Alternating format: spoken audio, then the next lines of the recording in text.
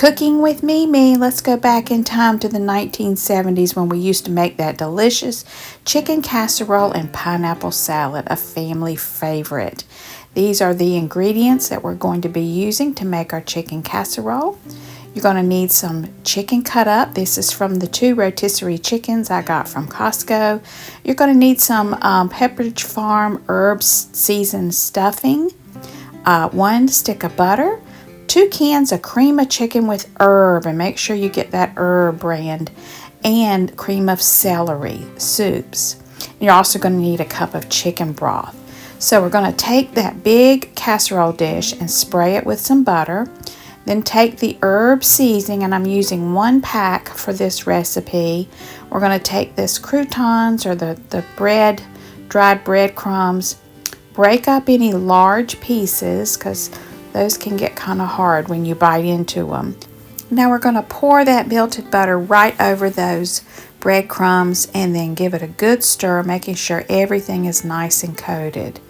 Now we're going to divide this and put a layer on the bottom of the casserole dish, and make sure you save some for the top of the casserole. So I'm just breaking up an extra big clump that I found. I just don't like the big clumps. So we're going to pour that into the butter greased casserole dish, spread it all around. I like about a 1/2 inch thickness on this, and then just pour that right on top, saving some to top the casserole at the end. Now the oven is preheating at 350 degrees. So once we pat all that down, it's going to be time to take that rotisserie chicken meat, and I'm using dark and white meat in this, and we're going to load up that casserole with it.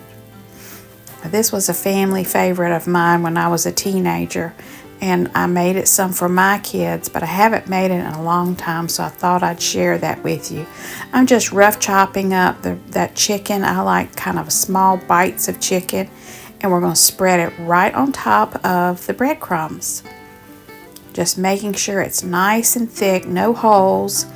I kind of really layer it on there. And this is white and dark meat together.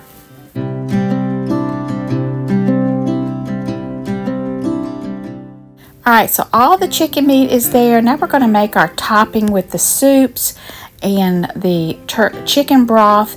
And I have an oops here, my camera shut off on this part, so I'm going to kind of reenact it for you.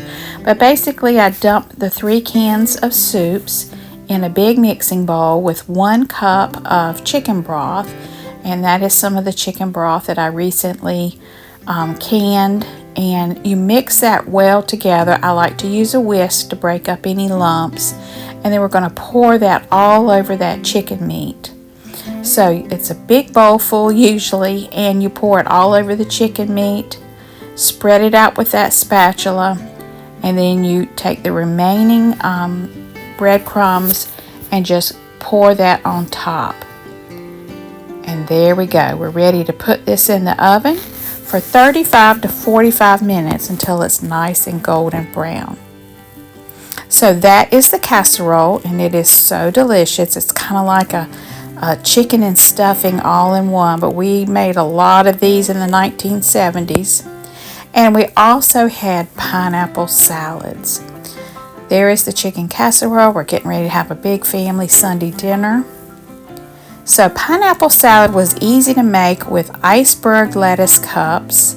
You just tear your little lettuce pieces into cups, and then you top it with a piece of pineapple, a dollop of mayonnaise in the middle circle, and then top it with shredded cheddar cheese. If you had these growing up, let me know in the comments below. So we had a great Sunday family dinner with all the grandkids. I even made some corn on the cob and butter beans.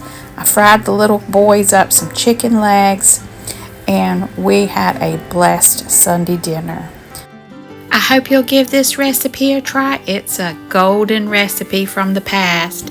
Thank you all for watching. Please don't forget to like, subscribe, and share. Have a blessed day, my friends.